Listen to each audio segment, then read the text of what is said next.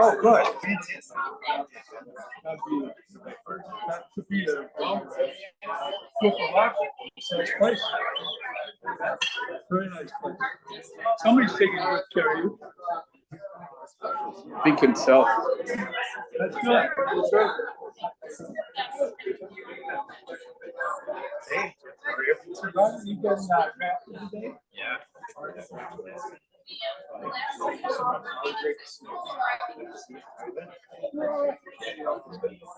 It's good. I think I made some nice hours. A couple months ago. I didn't have to really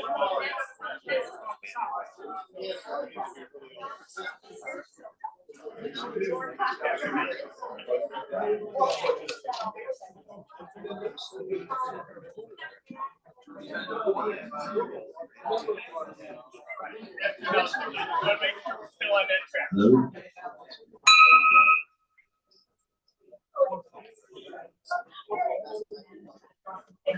Hello, Friendly Club.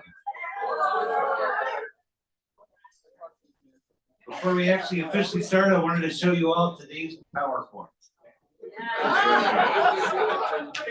I'm not a PowerPoint guy, and I kind of got this at the last minute, so we're going with this PowerPoint. Okay, so we'll start as we always do with the Pledge of Allegiance, and we will start with the lady that'll be inducting me in 3 weeks. Jean, can you? That would be delightful. Fantastic. I Pledge allegiance to the flag of the United States of America and to the republic for which it stands, one nation, under God, indivisible, with liberty and justice for all. So Jim, I know it's not a tradition anywhere but here, but could you lead us in the four-way pay? Our assistant governor. I gotta say this first. The way I interact with others. First. I will have the courage to tell the whole truth. I will be kind in the way I tell it. I will be fair and not seek selfish advantage. I will open heart and open mind. Jack Lucas will lead us in the invocation. Jack. Dear God, we give thanks for this day and for the guests that are with us. We ask a blessing on the Rotarians here and around the world and the projects that they're involved with. Bless this food and this meeting to our use. We ask this in your name. Amen. Amen. Okay, please be seated.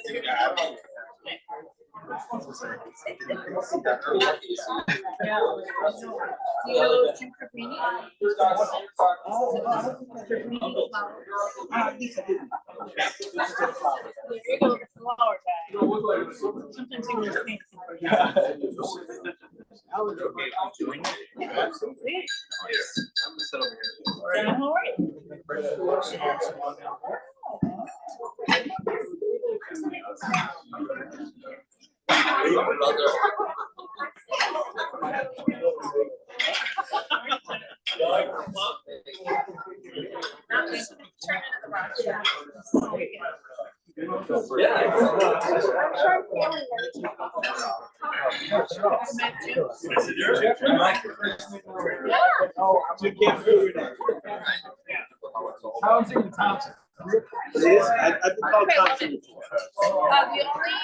only Saturday, I'm gonna give you. Yeah, next door, and then I think we're dropping. Assistant. I will send you my dates. At least. So mine, you know, and the Kelly thing's coming, and your big things. Planning, Chris keeps sending me things. Are you sending yours? Hey, how are you? Yeah, so. Well, that's it works. Yeah, it does. I'll move one over.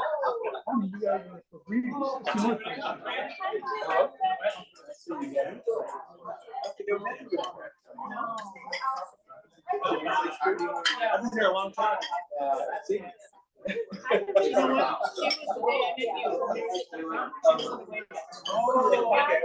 It's all good. A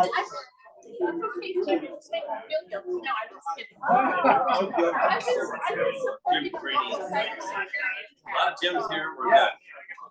Three gyms in town. That's John. Three gyms at John and a Roger, and then 2 ladies. Well, sometimes I go with jumping jack legs. That would be good. You know, that's a good song to play when you get inaugurated.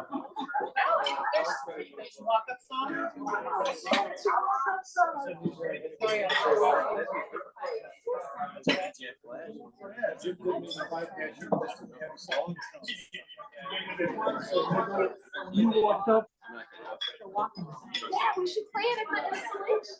When they announce you the installation, we should use that. That's my contribution.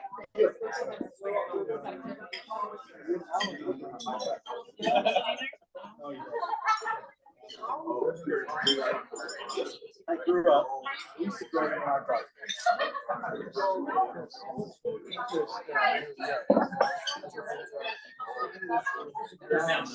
So good for quick shots. Okay. Dr. Wiley. Who's Dr.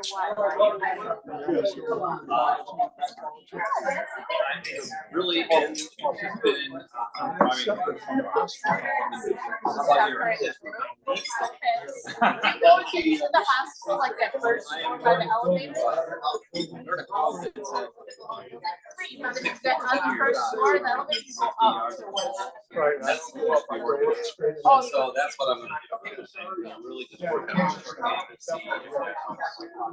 I know it's not gonna help with the slice that I have. I'll line up. Is this like something new? Well, it was due as a last year. It drove me nuts. No, okay,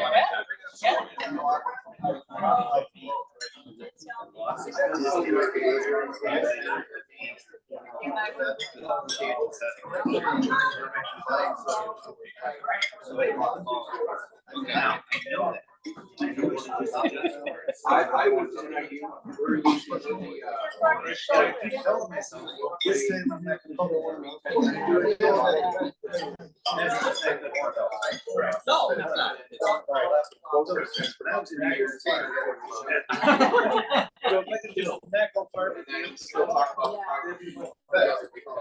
Well, I will say this. I was in my 30s. I was playing my dad in my 60s and 70s. He used to kick my ass every time.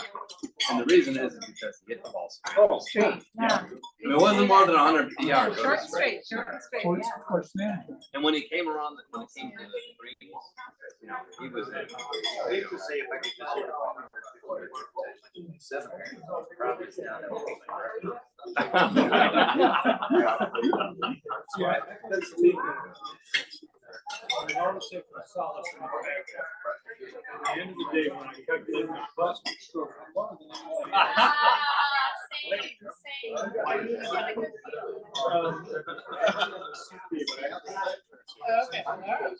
Either way, you're dealing with numbers. That's round. So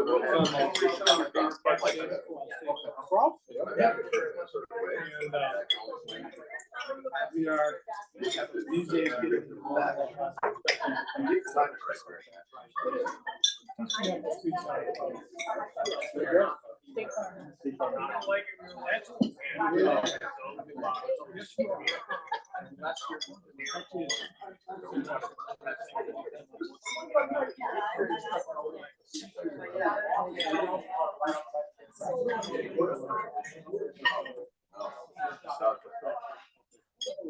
my son's not safe.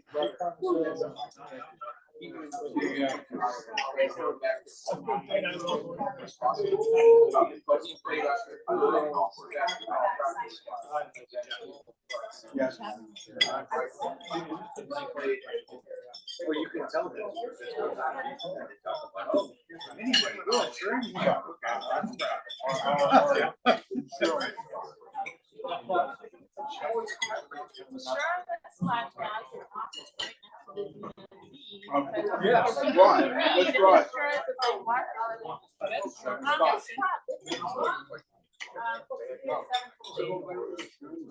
Maybe this is entirely fair. I really kind of feel like, yes, buy them insurance. They went up there, minimum payment goes. So 2 months later. They don't have it. Right. 15 to 20% of my customers. Oh. That's why.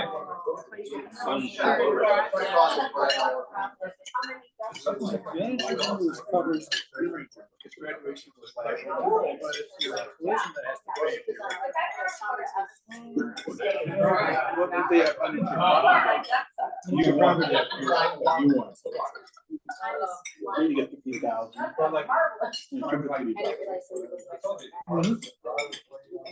just tell my children not to. You had to call in?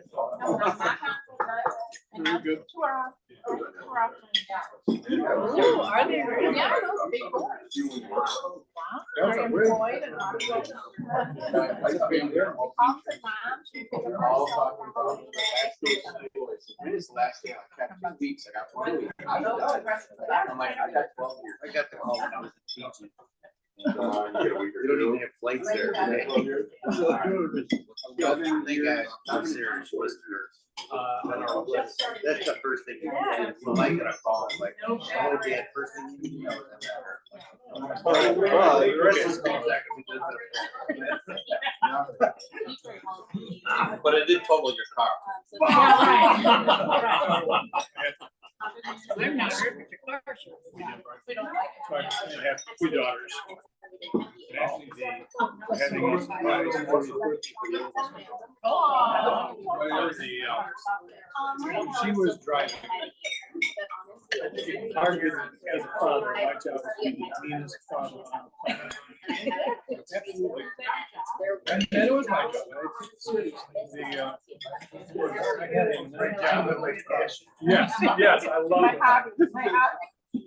So I had bought a 1989. So, and it's not worth that much. And she, but I like it. So if she hit somebody, there's gonna be a lot of that car that's gonna come before she was hit. So it's like a built-in airplane. Right. It's metal. Yes.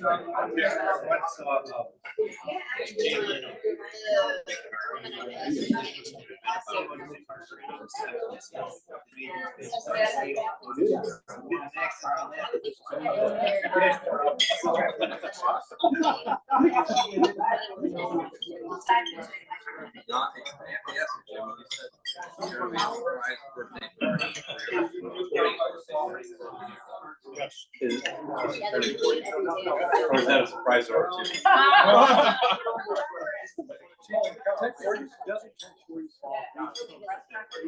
So it's a little bit. This is her husband's idea. Could make a lot of money when you go there.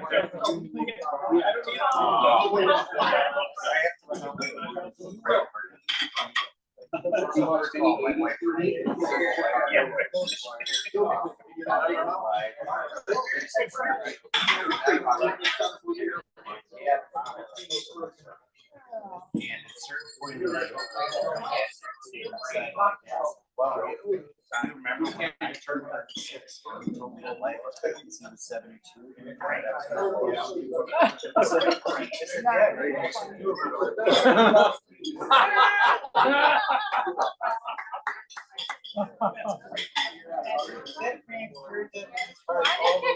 Right. And you like how he unleashed on you. Best surprise for you.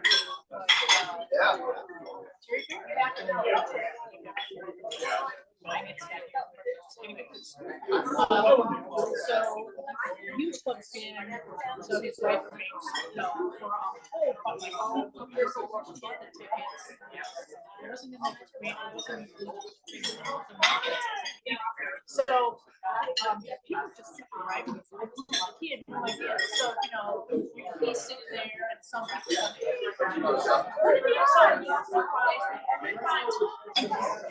He was joking. Okay, now we're gonna go around and do guests. Any guests at the band boys table? Yep, John James here with us today, visiting Rotarian, from Dublin, Ohio. Welcome, John. Introduce June Thompson, State Farm Agent and Prospective Measure. All right. Thompson. No Pete. That was not easy to get to, but Jim Thompson, our assistant district governor. And we want to announce that we have 3 Jims at the table, right? He's checking us out. Jim Q. All right, Bruce Duffy. And it is my pleasure to introduce you to a winner of a Uncle Joe scholarship at Jamie Lou Caracas. Welcome, Jamie. Accompanied by her friend Alex Sinzik. Got it? Good job, Bruce. Going in Iowa, right? Yeah, University of Iowa. She's here to join us in our fellowship. She's an impressive young lady. We're going to have her up in a little bit to talk a little bit about what she won the scholarship for. Anybody back at this? All distinguished Rotarians and done. Well deserved, well deserved. Anybody back at yes? My husband Dennis joining us here today. If you have any announcements, now would be the time. And while I'm waiting for people to file up to the front to get an announcement, the board meeting for June will not be on June 21st. It will be on June 14th. So the second Friday, not the third Friday. And we're gonna have the foundation board meeting, if that's okay if I announce that, on the 21st instead of the 28th. We're not gonna have a meeting on the 28th because that's the day after the installation. So if you're filling your calendars out, we're also not gonna meet on July 5th. So the first meeting of the new Rotary year will be July 12th. And the meeting that day will be the club assembly where the directors are gonna speak about their areas of interest for the upcoming year. And now, ladies and gentlemen, Bill Kelly. Good afternoon, Rotarians. And let's see how the power of deductive reasoning lasts here. The first meeting of the year is July 12th. The last meeting of this year will be, you would think, but it may be June 27th, which is the actual day of the installation dinner for Roger Smith, our incoming Rotarian president. You have now received an electronic invite, and we have the manual ones that we can pass around the table for those who may not be proficient electronically.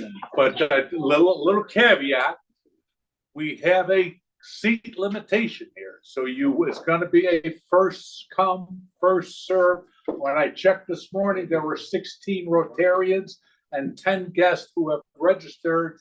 We're going to be at Cooper's Hawk in Rolling Meadows on Arlington Heights on Algonquin Road. And we are limited between 70 and 74 attendees. So if you want to sign up early, you are so advised. And ask me, I'm happy to answer any questions. I am just a humble servant on this installation committee that we're installing, Roger. And his number one person is my leader, my fearless leader, Bruce Stopke. Bruce is chairing the installation committee. Debbie Schmidt, myself, and we've had just some incredible support from Rosemary Justin, Gail Vandenberg, and Pat Grohl, as you would expect. Thank you.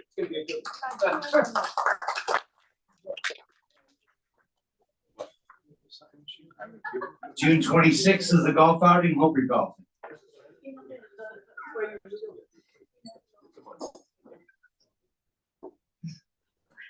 Good morning, Friendly Club. Morning. Hi, Alan. So we had a great comedy night the other night. Thanks to all who came. It was really fun, and the improv troupe, I think, did a great job.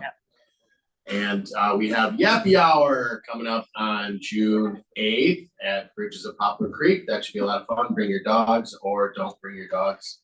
Bring your wife or husband, and we'll have a lot of fun there. We're not going to do anything at the end of June because there's a lot going on at the end of June.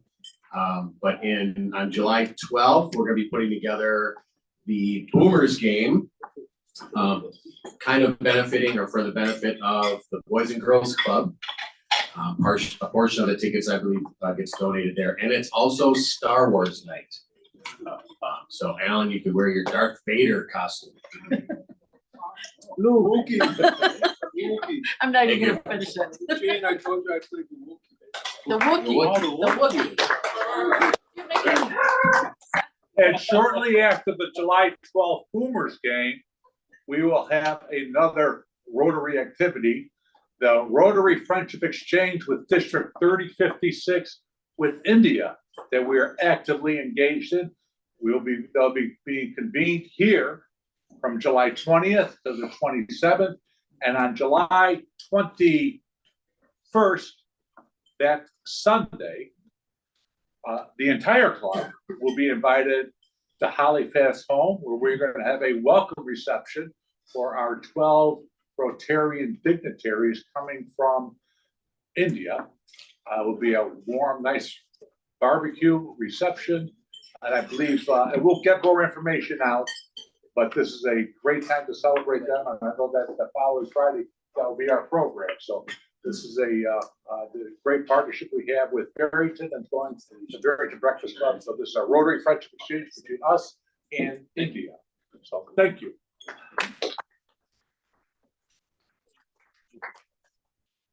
At this time, I'd like to invite Ed Haig, the president of the foundation, up to the front of the meeting to conduct a foundation meeting. Mr. President, I move to adjourn our meeting.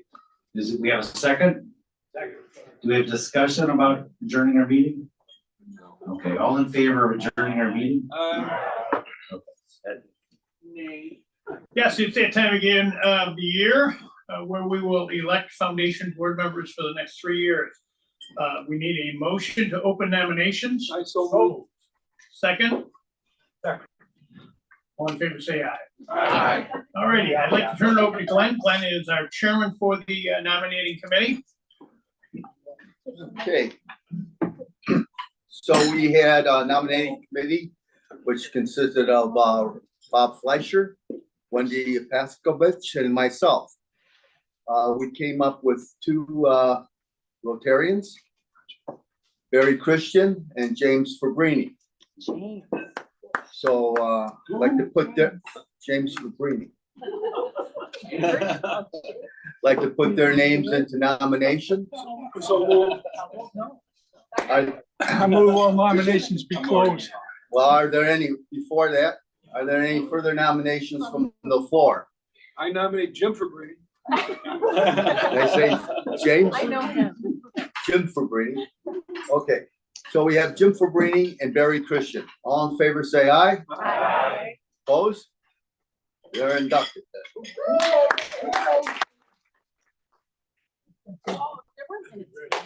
Now we need a motion to close nominations. So move. To adjourn the meeting. Second? Second to close nominations. All in favor? Aye. Roger, take it back into your meeting. Nice job, Ed. Okay, I'm entertaining motions to start the next meeting. No, and I was just gonna segue into happy dollars. Move to impeach. We're gonna do happy dollars now. We can't move to impeach until it's been installed, my friend. But I am looking forward to that. Who's happy? Gail, can you also collect? Thank you. I have 19 happy dollars because last week was my 19th anniversary in this book. Oh, wow. And Mr. Duffy. I'm $20 happy because of all of the people who helped out and gave the installation dinner, their thoughts and work last weekend. And so that's why you have the invites. I'll be happy for that too. I'll get $21 because I'm so happy how hard Bruce has worked, Gail has worked, Debbie's worked, and Bill. And if I'm missing somebody, I'm sorry. Thanks, guys. I really appreciate it. Oh, yeah. And Rosemary. Mike. I have 46 happy dollars. Tuesday was my 46th anniversary.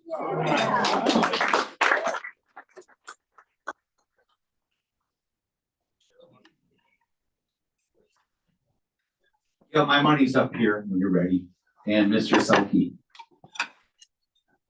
At 20 happy dollars, and I want to say thank you to the members of the Rotary Club that helped out at our Memorial Day service at St. Peter's Church. That was my 20th year of putting that program on.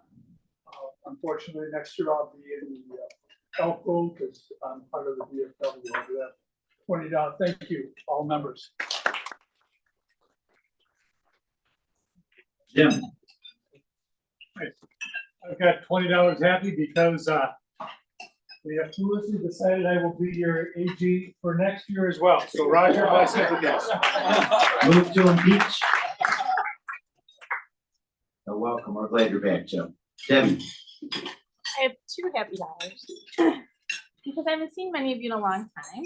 You may have noticed that Ascension Health is under a cyber attack since May 8th. So I have been in my basement office.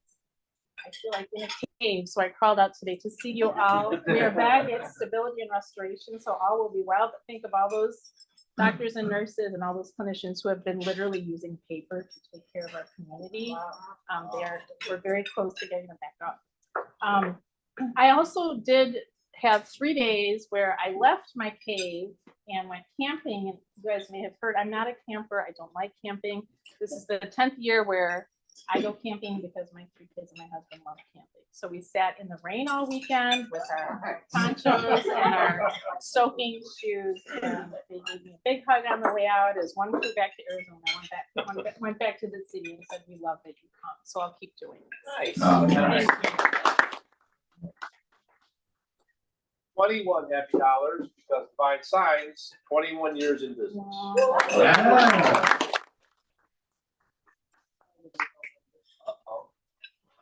Gene, I'm sorry, before Gene, go. Because Gene's the final finale. I have 5 happy dollars because I think I have not been back to the club because I had the chance of visiting my oldest monk, Logan Kelly, and my youngest Michelle in Western Massachusetts and upstate New York. Awesome. Thank you. You know, I guess I would just add one more happy dollar I'll have to give later. I'm sorry, because this would be bad for me to forget. This Sunday, my new granddaughter Ellie is this many years old. 4 years old. And she still can't talk, but she still through telepathy tells me I'm her favorite granddaughter. Okay, now Gene. $2 happy for my daughter Bailey. She got a report card that she didn't maintain her A average, so we're very proud of her. And she's going to be in the Outsiders, I think I mentioned before, in Elgin at the end of June, and she's been getting all kinds of crazy praise. Even though she's an understudy, she's been actually teaching the person that was selected at 42 years old, play her parts on how to act. They've been asking her to teach the older. Wow. So very proud of her for that. I'm very excited because tonight I'm doing an overnight investigation, paranormal investigation at a house in Elgin, 1892. Trying to help a family not afraid to sleep in their house anymore. Tonight. And then I have $2 happy because of Alan. I really like his orange ties. Very good. Thus ended the happy dollars. We're not doing Queen of Hearts today. We didn't do it last week either. So next week, if you have nothing else to be super excited for, be super excited. We're going to do 3 Queen of Hearts drawings next week, a week from today. And now enjoy your lunch and fellowship for a bit.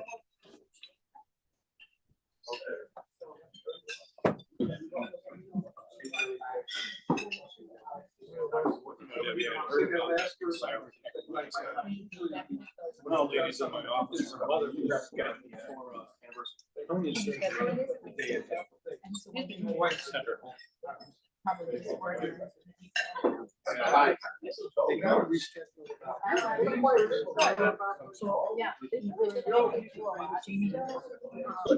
My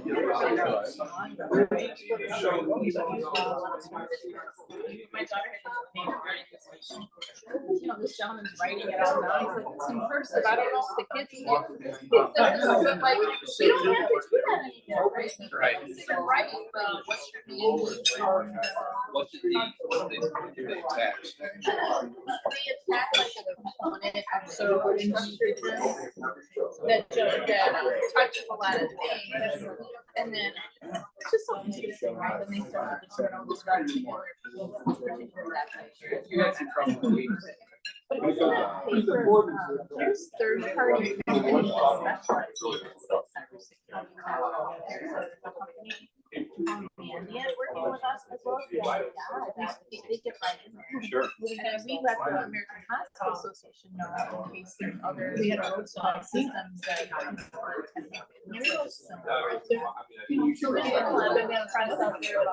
he was walking out the street. We don't, no, none of that has been, no, you know. I said that. Our courthouse is here. Behavioral health hospital rehab, right now, next week, we're gonna bring up their own system. All of our other hospitals have been up because of wrong. So our focus is there, and I don't think that we'll hear much until. Really? Were they asking for ransom? It's so crazy.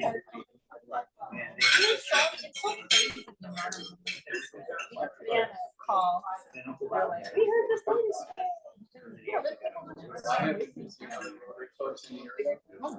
It's a very difficult community. Before I got there, We are truly. So. Everyone knows. Computer goes down. It doesn't matter if it's, you know, as big as yours, my single. right? You're facilitated. Yeah. When I open up the new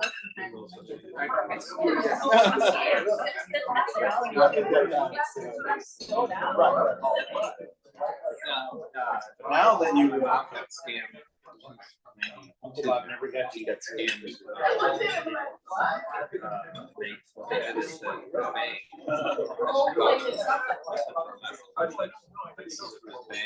I think it's fraud.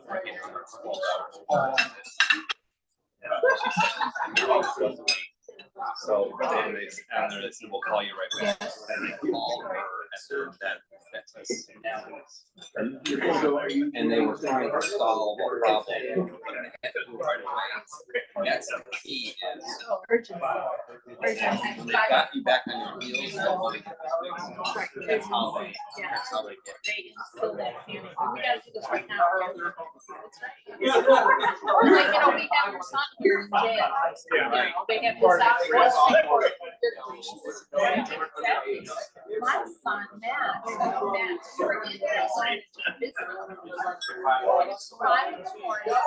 So Eric and I are like on vacation with Airbnb. It's 5 in the morning. I got up at 7 and there were like 5 missed calls. And then there was a voicemail from a gentleman that said, I'm the sheriff in New Jersey. I need to reach your son. So the time number and his name. Okay, so I'll get up and I'm just going to try to get there. Actually, fly to New Jersey. And then I'll start the gate. So I'm waiting. Finally, I don't know.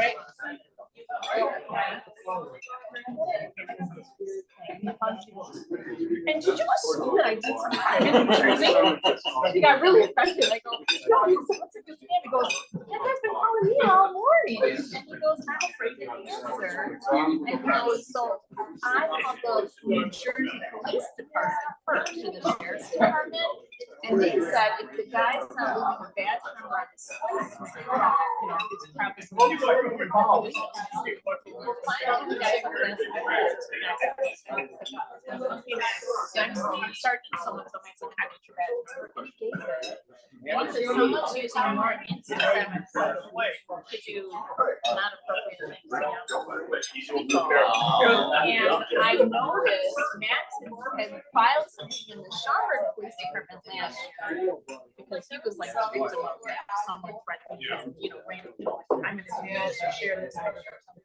And so it was a for real sheriff or whatever. And he's like, okay, I'll get in touch with you if you need more information.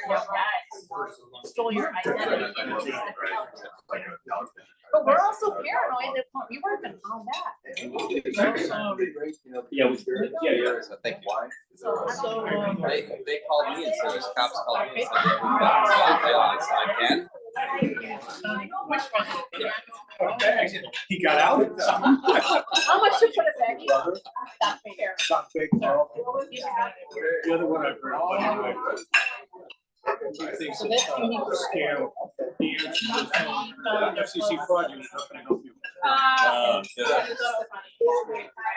My dad, he gets like, oh, he's dead. That guy's dead. Okay. She can say that. So they do all the things. But what I do now is that if it's spam, I'll answer it, but I'll put it on mute and I'll put it. If they go, if it's a long pause, right, there's a delay, you know, it's right. I mean, you kind of laugh. And then I'll wait for them to say, sometimes they go, hey, Jeff, it's so-and-so at, oh, yeah, you know, Mullen. It says.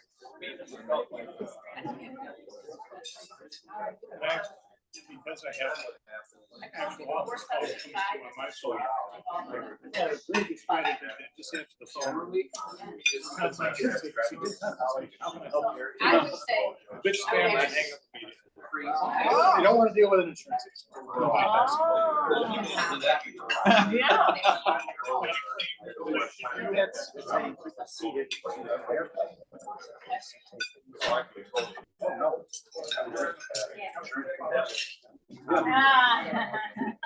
Might have something to do with everything that they're like.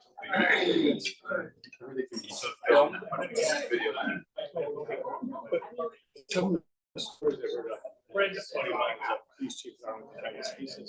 They say Phil, you realize you want to jump right in. People talking about their neighbors. That car. We had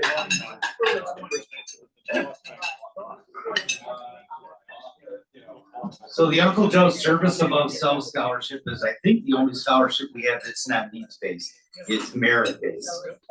And we interview some very impressive people that have high scholastic standards, but more importantly, they demonstrate both service and leadership in the community.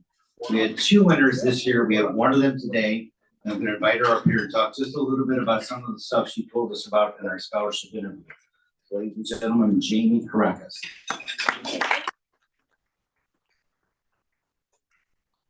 So my name is Jamie and I will be attending DePaul University. Sorry, I'm a bit short. That's never happened to you, Roger, before. So I will be attending DePaul University. I will be studying economics under their BAJD 6-year program. And I think one of the most impactful things that I've done in the last 4 years is definitely working with the Schaumburg Library as their student trustee. I worked between Schaumburg, Hoffman, and Conant High School to facilitate a way to get information to my peers and other students, to get them in kind of encouraged to go to the Schaumburg Library as well as the other branches and really invest their time in the wonderful programs that they have to offer. I found that after COVID, participation rates amongst my peers were very, very low. It was hard to get people back out into the community. And so then the Schaumburg Library really put its foot forward in terms of creating a self and welcoming space in terms of post-COVID craziness. And my role would be to kind of send out emails, presentations, attend board meetings to help facilitate that information better. Yes, that's about it. Spontaneous handshaking picture.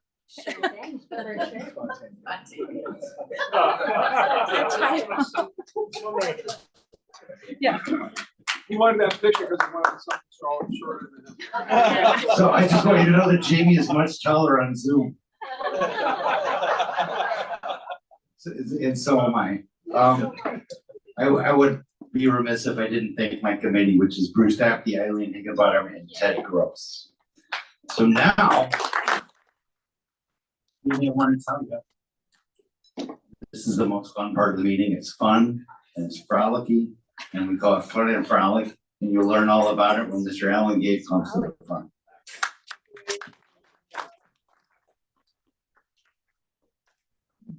Thank you, Mr. Almost President. I would like to have a couple people being collectors, please. Okay, George. All right. Anyone else? And Don? I also want Mary and Brian to stand up, please. Mary? I want everybody in the club to know that these two people are getting a pass of all fines today. The reason being, they, along with me, Rosemary, and John Selke, were the only people from our club who participated in the memorial service this past Monday. So thank you for being there. Thank you for standing up for our club. Brian was the MC of the event, and he did an outstanding job. So thank you both for being there. All the people who weren't standing up by name paid $2 for not being at the memorial service. Jack Lucas had indicated to me the reason he wasn't there, which was shocking, was he never received the notice. So whomever was responsible for sending out the notice for the Memorial Day service paid $5. Yes, Gene? I actually did email the notice. You know, I didn't find you this week. You're passing, but I will be here the next meeting. Yes, Gene? I was walking in a Memorial Day parade. Does that count? No. Was that for the? Was that for Schaumburg Hoffman Estates? No. Okay, so that'd be $2 for flaunting your walking ability. So Jim Fabrini, would you stand up, please, my dear? Ed Haig, would you get by your table and stand up? Jim, are you trying to emulate Ed with your new haircut? Well, I honestly, I think he's a good-looking guy. So I know his prowess, and I just trying to be like him. Okay, be good. more like. I'm not going to fine you for that because I just want everybody to have the pleasure of having the reflection blind them looking at you. But I am going to fine you for the way you parked your car. The regular slot isn't good enough for you. So how much do you want to contribute to the club for parking in your special I unique think way? I parked my car perfectly. Yeah, okay, on fine. the shade. That's my spot here. I understand. How much are you going Does it affect you in some way? Yes, Hey, Alan, because you're not paying your fine. when you really want to emulate me, or become a skier and get rid of that snowboard. Challenge made. Challenge accepted. I don't want to be like him anymore. How much are you going to contribute? I don't want to contribute anything. Okay, then pay a $5 fine. If you're not wearing Rotary attire today, that'll be $2 a person. Now, you know, people make assumptions. And you know, there's an old adage, when you assume, you know what that does, it makes an ass out of you and me. Well, a number of people came up to me and saw me in a suit today and said, I bet you were in court today. Well, I'll bet, I wish I took that bet because I was not in court today. I just thought it would be important to dress like this for the Uncle Joe Scholarship recipients. That's so nice. Okay, maybe not, but, so if you assumed that I was in court today, please pay $2. Anybody here come to the meeting last Friday? Come on, be honest. This is the truth. Camping. That's the first time that's ever happened where we canceled a meeting and no one showed up. That was really good. So Debbie, Yeah. during the meal, you were sitting here at this table, Roger was up at the podium. I want someone here to tell me, not counting Roger because he was at the podium, what makes Debbie unique being at that table? You can't talk, you can't answer if you're sitting at that table, Gene. Okay, what I said. She's the only person that worked for Citizens. What I said was, what is unique about Debbie sitting at that table, not counting Roger because he was at the podium? What is unique about Debbie sitting at this table? No socks? That's pretty good, but I don't know if that's true. Anyone else? I said, not at that table. Assistant District Governor doesn't even pay attention. She should go out to our club then. Anyone else? She had her pants. What? No pants. That's $2. Yes, Dennis? Something to do with her name, What about her name? maybe one of the letters. Which letter? The first. She's the only person at that table whose first name does not belong to begin with a J. So if you weren't a student enough to figure that out, that'd be $2. Jeff, congratulations on your 21 years. 21 years, Alan. You made a great success of it. We're very proud of you. And you were late today. So you'll pay a fine for being late, right? I'm gonna do it for Brainy does. I'm gonna refuse to pay. Okay. Well, there's a lot of people who refuse to pay, but they don't say it out loud. They just don't pay. So being late, that'll be $2. If you did not come to the comedy night, you missed a really interesting night. It was a lot of fun. There's some people I know who I'm glad didn't go because they would have sit there and complained all night, but it was a fun night. So if you're not at the comedy night, that'll be $2. As you all know, I should not assume that. As many of you know, there is a golf outing coming up of which our Rotary Club is the co-sponsor with the SLSF. So if you are a golfer, and I know some people here are not golfers, like Jeff, who's a fisherman, and a pickleball champion. Yes. If you are a golfer, you're not participating in the SLS golf outing, that would be $2. Bill. Yes. Do you want to call Cooper Hawk and tell him you moved their restaurant from Arlington Heights to Rolling Meadows, or should we do that, or how do you handle it? Let me just pay the fine. Okay, I'm not gonna fine you, look, I'm not gonna fine you for that, because I know how hard you're working and everything, so why don't you want to make a contribution to the club? Remember, it's for the kids, right, Jeff? Well, I've already put a $5 fine, that's the next I pay out. That's why I'm not fining you. Oh. I'm just asking for a donation for the children. Oh, yeah. Oh, yeah. Okay, while you figure that out, I'm gonna turn to Don and Holly. Now, I was really shocked because Don Miners, one of his big things is helping the kids and, working on the scholarships of the students. And he and Holly were talking when Roger was introducing the Uncle Joe Scholarship winner. Of all people in this room, I thought you would be the most astute and most careful person doing it. So each of you are gonna pay $3.50. I am ashamed. And Gene, thank you for the compliment on my tie that my wife picked out for me, but you came up here and you said, "Good morning, Friendly Club." It was like 12:30 when you said that, or are you on mountain time or something? I know some of us have just woken up. Okay, fine, that'll be $2. Somebody here was using their phone who is no longer here, who snuck out from Ohio, so I'm not gonna find him. And if you do not have a scholarship winner at your table, that'll be $2. Everybody have a great weekend, and I hope to see you all at Roger's installation dinner. Knowing Roger, it's gonna be really dull and boring, and yes, ma'am. Where's the QR code? Yeah, that's what I was looking for. Yeah, $2. go to Roger. Yeah, it's on the link. It's on the link. Okay. Wait, hold on, Roger's here to tell, he showed you the beginning of the meeting.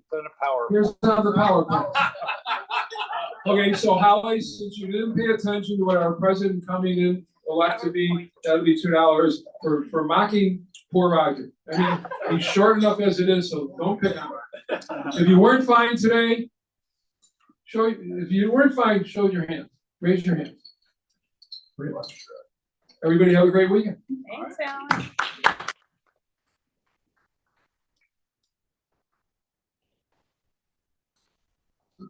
I know Bob Fleischer put out an email about if you want to talk about your journey in life.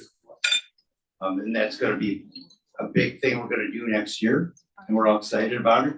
But good news, we don't have to wait till next year, because today's speaker is someone that's very experienced, someone that's been in Rotary a long time, someone that has perfect attendance for something like 140,000 years.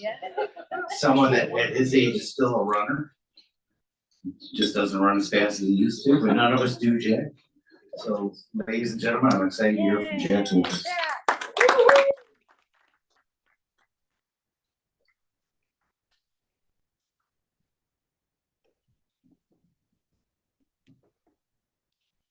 I was kind of surprised when Rachel called me and asked if I would speak about my early days. And I've already given a talk on growing up in the 40s. So I'll have to move on. So I'm going to be talking about growing up in the 50s. For those that weren't here, I grew up in Boyne City, Michigan. It's a little town of 3,000 north of, it's about 50 miles south of the Straits of Mackinac. And anyway, I went to the University of Michigan, so that's where I'm going to start today. And when you're a little kid going to a big university with over 20,000 students at the time, it's kind of, I don't know, say invigorating, but it's a little strange anyway. And of course, when you come from a small town, everybody's the same. I mean, everybody's, there's not much difference. We're all in a white neighborhood, and then you come to the university and you've got great variety of people from all kind of races and countries. And there was a large international population going there. So it's quite a change. But one of the things that set in that made it very easy for me is I was assigned to Sleepy Hollow, which was a little dead-end corridor in Williams House in the West Quad. And it turned out none of us knew each other going into it, but we all got together for 2 years. We were a very close-knit group. That's very almost impossible in a university, because after that, when I lived in the quad for 2.5 more years. I mean, you hardly even knew the person next door. But that was, and then I don't know. And I will often wonder what the mechanics were that brought us all together. And for instance, we would have corridor sports, and we would have hockey, and we would have football, and things that we would do in the corridor. And my roommate came from a very religious family. His father was the pastor, and it's a very small denomination, and they don't want any part of the world, they want to. And so he couldn't belong to any organizations. When I came in there, they asked me, they said, your roommate is a senior in engineering, but he's been very quiet to himself. See if you can bring him out. A poor little freshman coming in, and I'm supposed to bring out the senior. But it turned out the rest of the corridor did. And so he could do corridor sports because that wasn't organized. So he did, and he gave haircuts. So we were always had people in the room getting haircuts. So that was, and things like, one of the guys was a Jelly Roll Morton fan. And so we had a night to celebrate him and his Jelly Roll Morton things. I mean, all wore loud vests and wide ties and so forth. Jack, should I know what Jelly Roll Morton is? Because I don't. Am I the only guy that doesn't? I don't. I don't think anybody does. That was something in the 20s. Yeah, it was piano. Yeah, yeah. And Other than Roger? I didn't know him either. Oh, okay. So he was he was like the music of the time. Well, one of the music, I didn't know him. Yeah.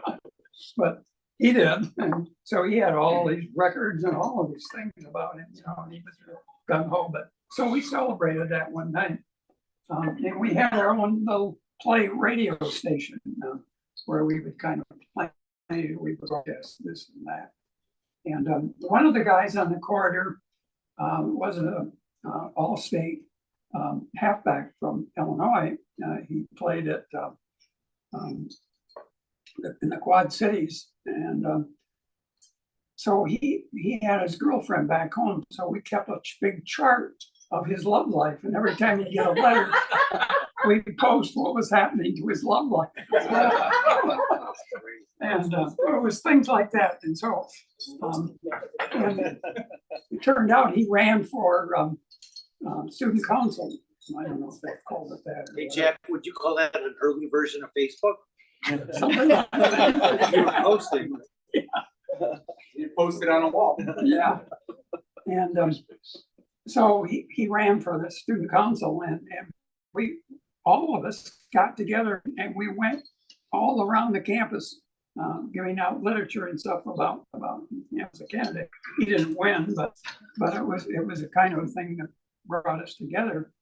So that was the kind of thing that brought us together for 2 years. And one of the guys turned out to be my long-term friend. He turned out to be a pastor, and he's retired now. They live in Texas, but we've been in communication. We visited him many times. So that was the only one I had that was friends for life, so to speak. What were some of the other things? Then we had, besides corridor sports, the quad had, like every house had a team, and they had all kinds of sports. In our little high school, we only had 4 sports. It was football, basketball, baseball, and track. That was it. And but there they had all kinds of things. So I was on the bowling team. I liked that. That was kind of fun. And I was on the cross country team. And we didn't have cross country in high school. And this was 54 when I started at University of Michigan. I graduated in 59. So it was a different kind of era.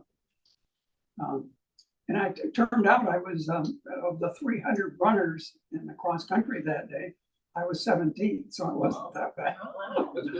But I'd never been cross country before, so it was something that I had just taken up, and it was kind of fun. And I played on the softball team. So there was a lot of things going on. And also, I was really interested in sports. Now, in football, at that time, players could not play as freshmen. So the guy who was in our corridor couldn't play his freshman year, but he didn't make the team the sophomore year, so he never did play. But so people only could play 3 years at that time, and you had to play both offense and defense. So it was quite different thing. So it was kind of neat to watch. You just kind of assumed that was it.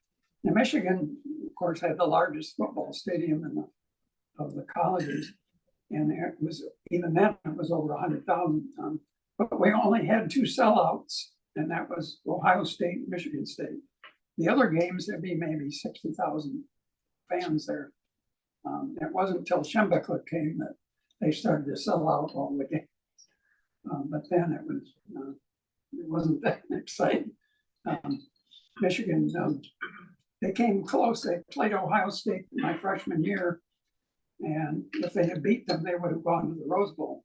That was the other thing. It was, you only go to one bowl, and that was the Rose Bowl, and you couldn't go in 2 consecutive years. So it was pretty slim pickings. And there was hockey.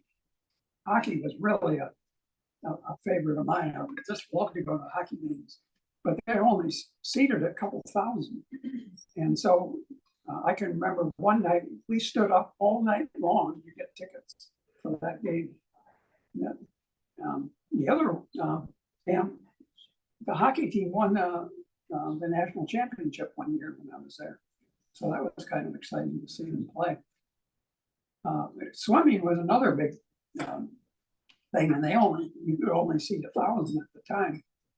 And I can remember one time trying to get into the Ohio, we were playing Ohio State, and it was so packed that my feet came off the floor. You were just pushed the crowd and you finally got in. But I've never been so packed in my life.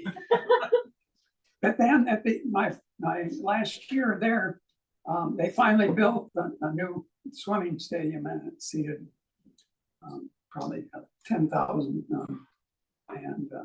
But they won the national championship in Ann Arbor, and so that was kind of neat to actually be there and watch them win that national championship. And of course, basketball was always another thing, but it wasn't a problem getting tickets to basketball games. So they weren't that good. But that was some of the sports that was going on. It was always exciting. And there was always, that was the thing about a Big Ten school, is you had all kinds of activities going on. My God, you could be out every night if you wanted to be. And that's the thing you noticed, because you saw a lot of really top flight students that flunked out, not because they weren't smarter, but because they didn't have any discipline, and they'd be out partying every night. And at the end of the year, nobody looks after the guys. They just flunk out and they're gone. Jack, you mentioned partying. Today's college environment is pervasive party, almost 24/7.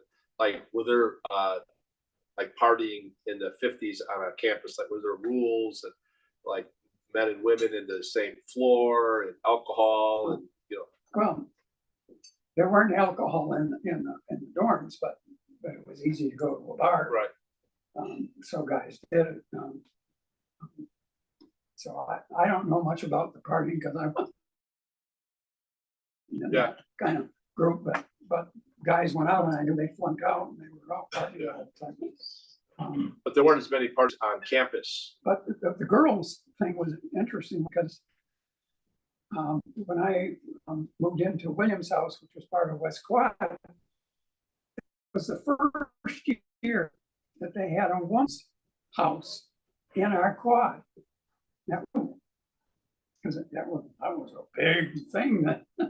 And women always had hours. They had to be in 11 o'clock during the week and midnight on the weekends, except when there was always some big events where they could be 1 o'clock. So that was always the thing. When you dated, you always had to be sure to get the girl back by whatever the hours were. So that was and the penalty was that if they were late, they had to make up late minutes, and so they would have to stay in so many nights to make up for the late minutes. So girls didn't want to be late. Did you meet your wife there? Yeah, my last semester, I was in chemical engineering, and my last semester was 5.5. It was a 4.5 year program. So my last semester, she had just transferred from Northern Michigan, and I met her there. I already had known her brother. Her brother was already there, so I knew she was coming. So I dated her, and on Saturday nights, and I had another date on Friday night. All right, Jack. You weren't a party. Does she know that? Yeah. So that was an interesting one, and then.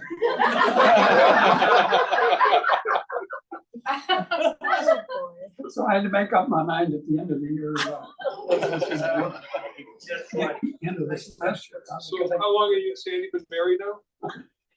It'll be 63 years. And, So I guess, I guess we need the right choice. Still do the Fridays, everything?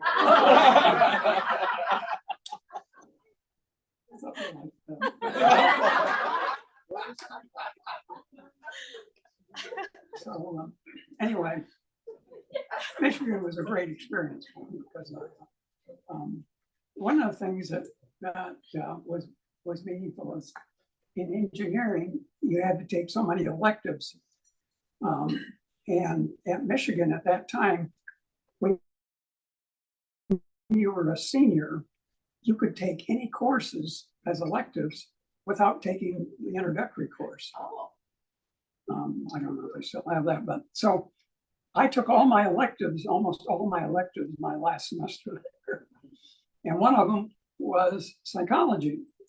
And I picked industrial psychology. I didn't have to take Psych 101. So that was kind of a neat, and it was a class of, it was about 300 in the lecture. And what we would do is we would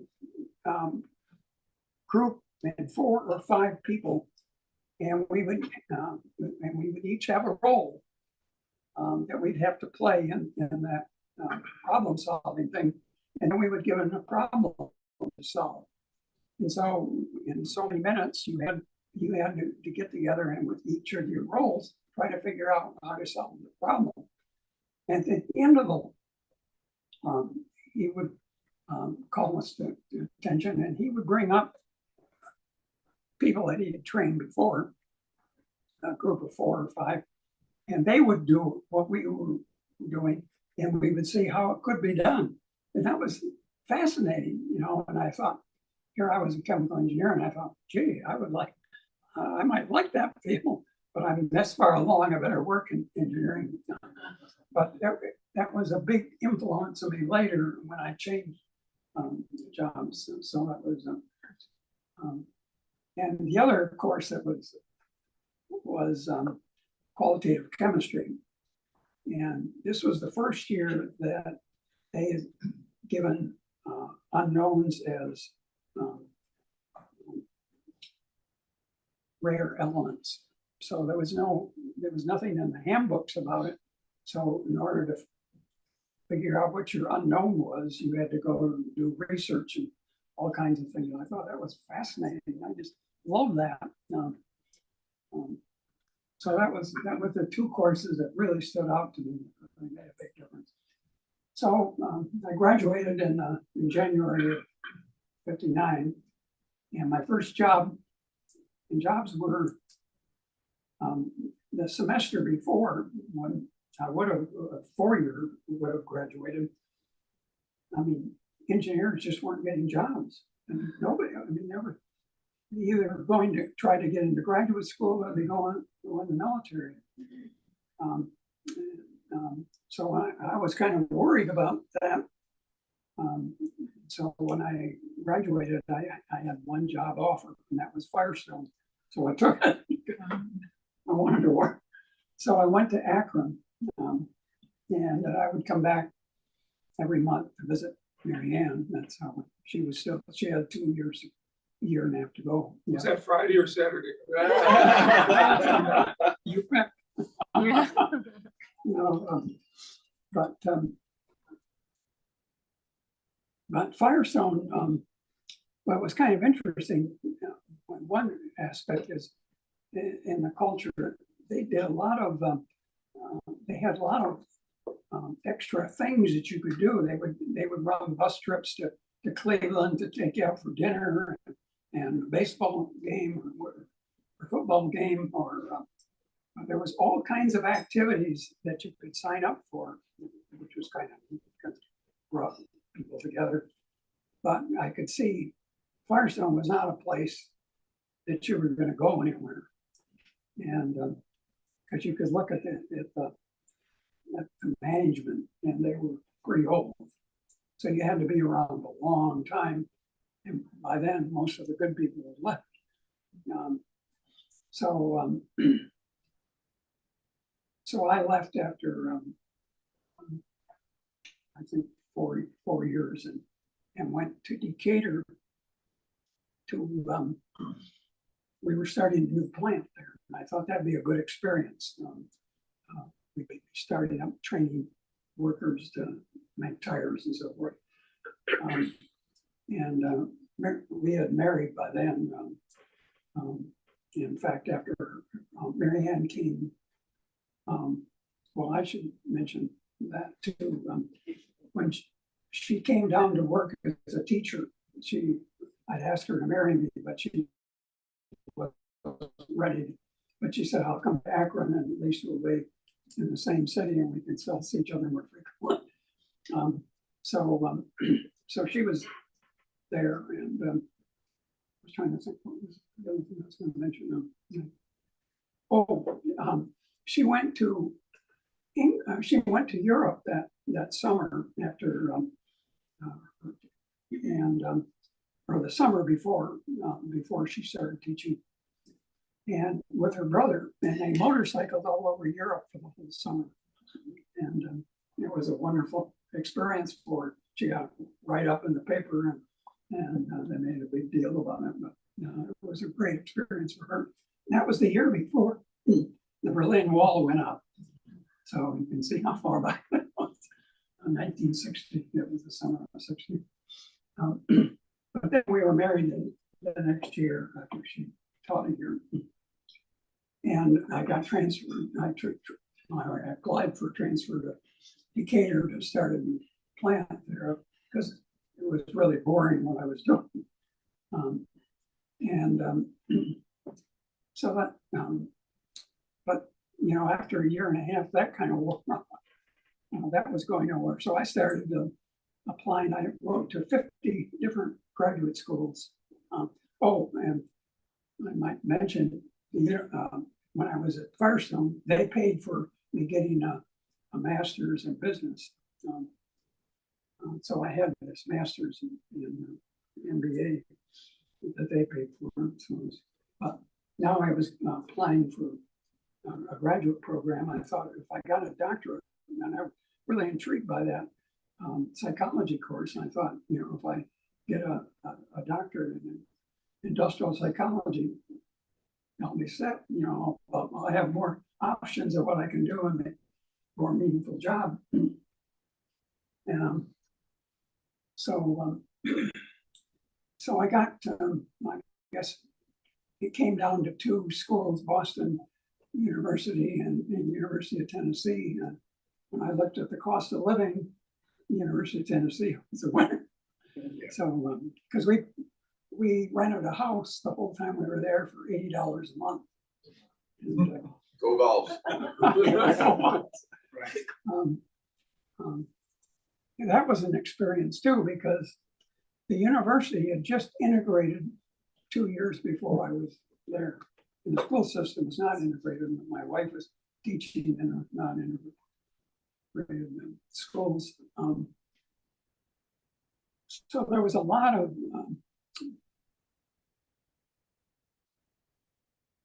I would say not unrest. It was just this whole idea of trying to come together to integrate, because athletics weren't integrated then. And while we were there, the University of Tennessee recruited a black basketball player.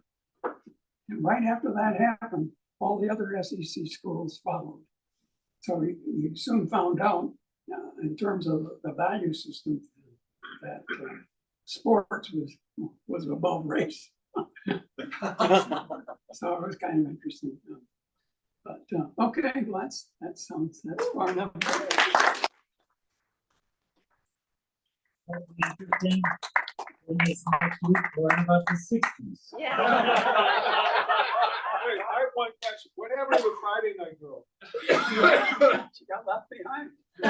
Young Audrey Hepburn grew up. All right.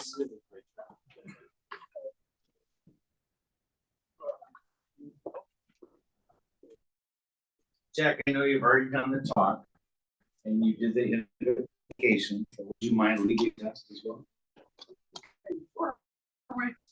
The things we say or do. First, Is it true? Is it fair to all concerned? Will it build goodwill by friendship?